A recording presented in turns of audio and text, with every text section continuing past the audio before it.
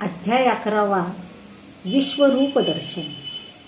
अर्जुन भगवंताला म्हणताय की तुझं दैवी रूप मला दाखव.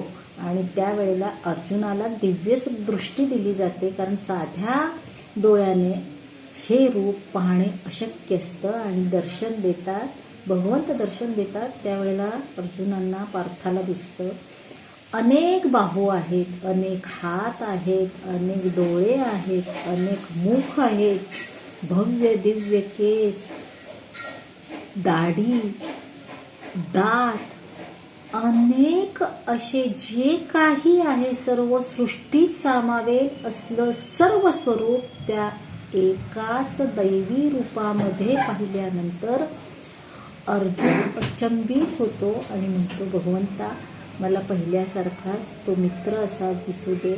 हे जे तुझं दिव्य स्वरूप आहे हे मला समजलं, जे काही आहे ते तूच आहे आणि ते आता पाहणे मला अशक्य आहे. एवढं तेजस्वी रूप असतं की एवढं त्या रूपामध्ये तेज आहे की साध्या डोळ्याने पाहू शकत नाही. जो काही सूर्य आहे त्याच्या 1000 पटीचं तेज त्या रूपामध्ये असतं.